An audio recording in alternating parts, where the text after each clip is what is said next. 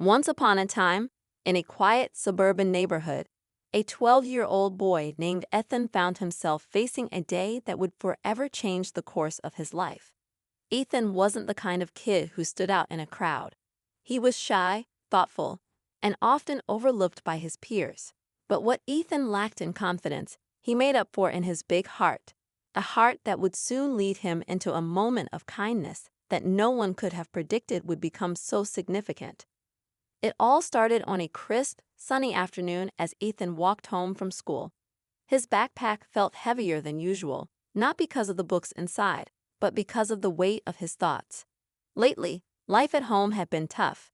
His mom worked long hours at a diner to make ends meet, and his dad had left years ago, leaving them to fend for themselves. Despite it all, Ethan had always believed that kindness was free, and it was something he could give, no matter how little he had. That day, as Ethan crossed through the park shortcut he took every afternoon, he noticed someone sitting alone on a bench under a tree. The figure looked familiar, but out of place, almost like they didn't belong in the neighborhood. It wasn't until Ethan got closer that he realized who it was: Barron Trump, the son of one of the most talked-about families in the world. The boy looked older than Ethan, but had the same look of quietness in his eyes. He wasn't surrounded by bodyguards or cameras, just sitting there with his hands in his lap, staring at the ground. Ethan froze for a moment. He had seen Barron on TV and in photos before, but never expected to see him in person, especially not here, in their sleepy town. What was he doing here? Wasn't he supposed to be somewhere far away, in a world of private jets and shiny buildings? Ethan hesitated, unsure of whether to approach him or keep walking.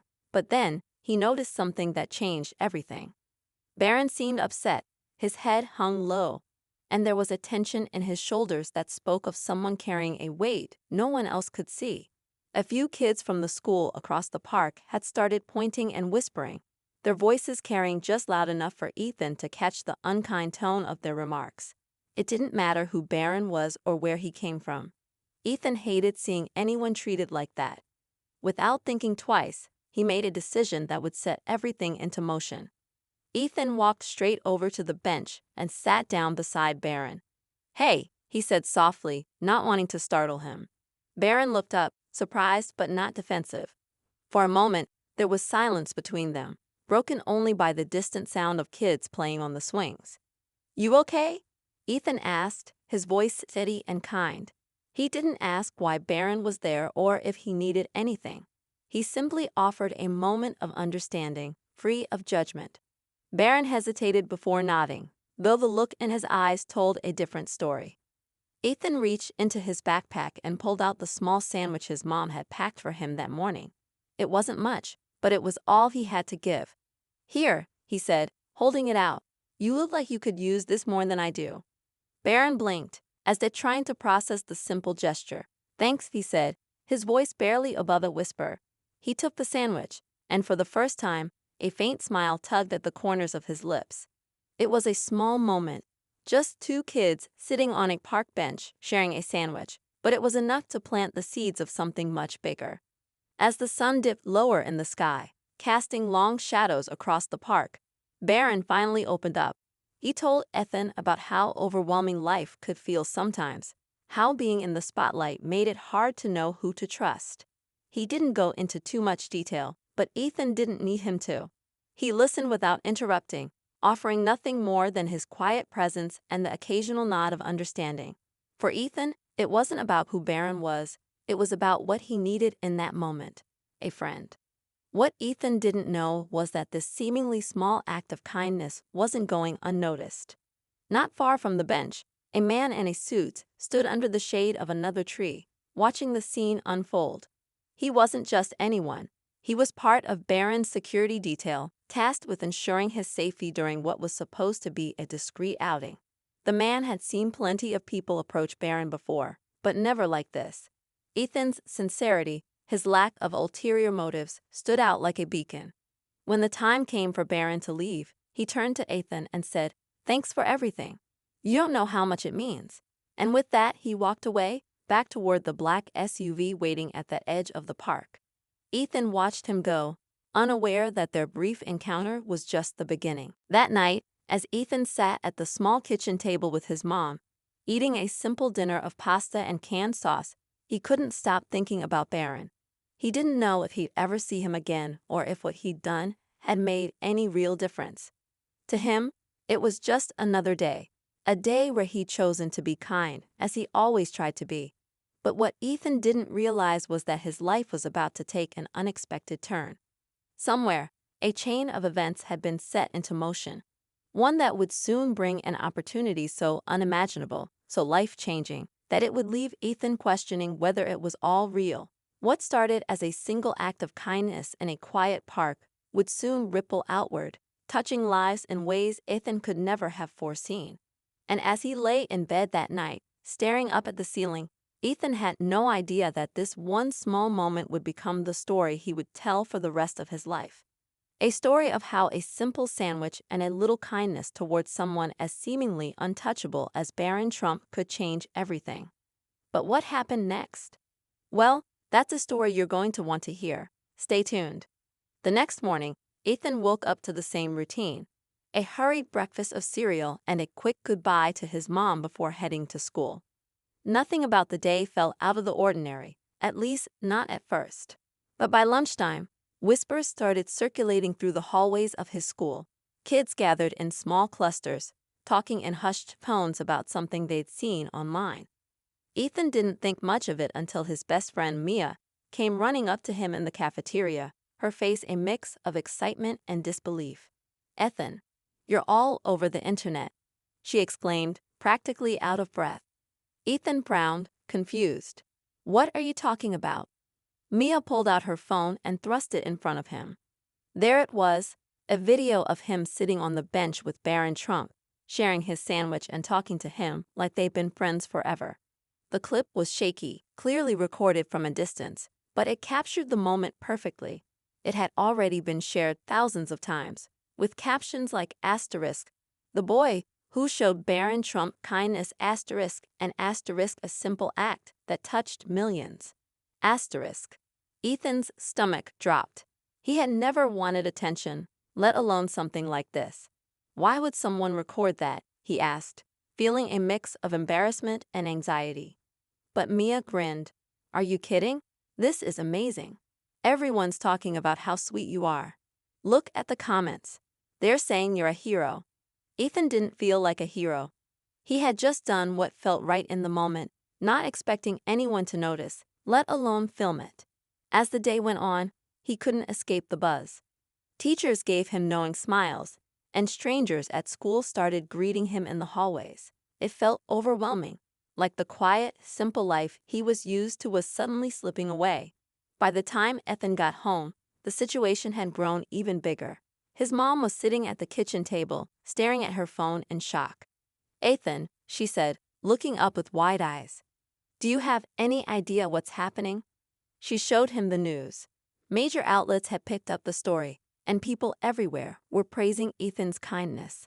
There were interviews with locals who had witnessed the moment and endless speculation about how a young boy like him could have such a big heart. It seemed like everyone wanted a piece of the story, and it wasn't long before reporters started showing up in their neighborhood. But while some saw Ethan's gesture as inspiring, not everyone reacted positively. Online, there were critics who questioned his intentions, accusing him of staging the moment for attention. Others dragged Barron into debates about his family, using Ethan's story as fuel for their own agendas. The noise was deafening, and Ethan found himself caught in the middle of something he couldn't control. Meanwhile, Barron hadn't forgotten what happened that day. The video had reached him too, and for the first time in a long while, he felt seen, not as the son of a powerful figure, but as a kid who had been shown compassion when he needed it most. He wanted to thank Ethan properly, but it wasn't easy.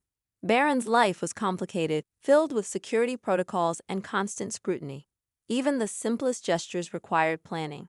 Days turned into weeks, and Ethan tried his best to return to normal life. But the attention wasn't fading. If anything, it was growing. Offers started pouring in, interviews, sponsorships, even invitations to exclusive events. Ethan felt torn.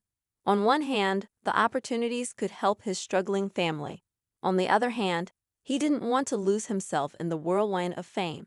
He just wanted to be a normal kid. One evening, as Ethan sat on the couch scrolling through his phone, a knock came at the door. His mom opened it to reveal a man in a black suit and sunglasses. "Is this the residence of Ethan Miller?" the man asked in a calm, professional tone. Ethan's heart raced. He thought he was in trouble, but then the man handed his mom an envelope with an official-looking seal. "This is for Ethan," he said before walking away. Inside the envelope was an invitation to meet Barron Trump again, this time under very different circumstances. The letter explained that Barron wanted to personally thank Ethan and had arranged for them to meet at a private location. Ethan didn't know what to think. Why would Barron go out of his way to meet him again? And what would he even say? The day of the meeting arrived, and Ethan was both nervous and excited. His mom went with him for support, and they were escorted to a quiet, luxurious estate outside the city. When they arrived, Barron was waiting for them, looking much more relaxed than he had been in the park. "Hey," Barron said with a shy smile, extending his hand. "Thanks for coming." Ethan shook his hand, feeling the weight of the moment. "I didn't think I'd see you again," he admitted. Barron laughed softly. "Me neither. But I couldn't stop thinking about what you did for me that day. You didn't have to, but you did. And it reminded me that kindness can come from anywhere." They spent the afternoon talking about life, about their struggles, and about how one small act could ripple outward in ways neither of them could have imagined. For Ethan, it felt surreal. He never thought someone like Barron would care about his story, let alone want to spend time with him. But the meeting wasn't just about gratitude. As the day went on, it became clear that Barron had a plan, one that would soon bring Ethan's life to a turning point. He wanted to help Ethan and his family in a way that would make a real, lasting difference.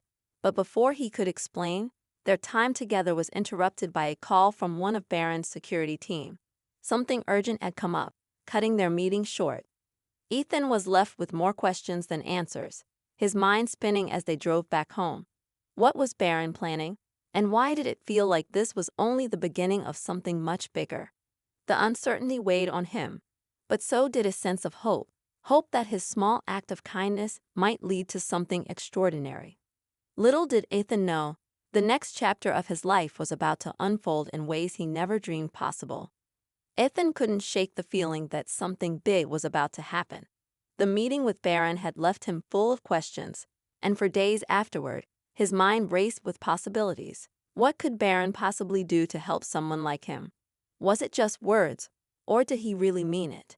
Ethan tried to focus on his schoolwork and his normal routine, but the thought lingered in the back of his mind, growing stronger with each passing day. Then, one evening, there was another knock at the door. This time, it wasn't a man in a suit. It was a delivery driver holding a package addressed to Ethan. Confused, Ethan signed for it and brought it inside.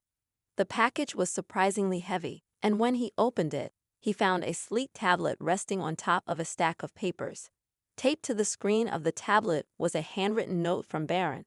Asterisk, "This is for you and your mom. I hope it helps." Asterisk.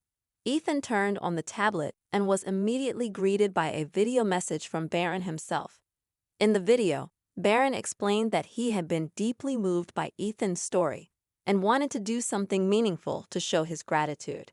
He had worked with a team of trusted advisors to set up a fund for Ethan and his mom, a financial safety net that would cover their immediate needs and give them a chance to build a better future. But that wasn't all. Barron had also arranged for Ethan's mom to interview for a higher-paying job at a company with better hours and benefits. The papers in the package included everything they needed to move forward: details about the fund, information about the job opportunity, and even resources for Ethan to explore scholarships and extracurricular programs he'd always wanted to join but could never afford. Ethan stared at the screen, his heart pounding. He couldn't believe what he was seeing. "Mom," he called out, his voice shaking. She rushed into the room, and as he explained everything, tears filled her eyes. For the first time in years, the weight of their struggles felt lighter. As the days passed, Ethan and his mom slowly adjusted to their new reality. His mom landed the job Barron had arranged, which allowed her to work fewer hours and still bring home enough to cover their bills. Ethan used part of the fund to sign up for art classes, something he'd always dreamed of but never thought possible. Life began to feel more stable, more hopeful, and Ethan often found himself reflecting on how one small moment in the park had led to all of this. But the story didn't end there. Barron stayed in touch, checking in on Ethan from time to time. Despite their vastly different lives, the two had formed a bond, a quiet understanding of what it felt like to face challenges that others didn't always see. Barron even invited Ethan to visit him in New York, where they spent a weekend exploring the city and talking about their dreams for the future. For Ethan, the experience taught him something he would carry with him forever: that even the smallest act of kindness can create ripples far beyond what we imagine. It reminded him that being kind didn't cost anything, but it could be priceless to the person on the receiving end. As for Barron, he found a sense of connection in the friendship, a reminder that no matter how much the world might try to define you by your name or your circumstances, there are people out there who see you for who you really are. In Ethan, he found someone who had no agenda, no expectations, just a genuine willingness to help in a moment of need. The story of Ethan and Barron became more than just a viral sensation. It became a symbol of hope and humanity. People from all walks of life were inspired to pay it forward, finding their own ways to spread kindness in their communities. And while the attention eventually died down, the impact of that one small gesture continued to grow, touching lives in ways neither Ethan nor Barron could have imagined. Years later, when Ethan looked back on that moment in the park, he smiled, knowing it had set him on a path he never expected. He had learned that kindness wasn't just something you gave, it was something that could come back to you in ways you'd never foresee, shaping your life in the most extraordinary ways.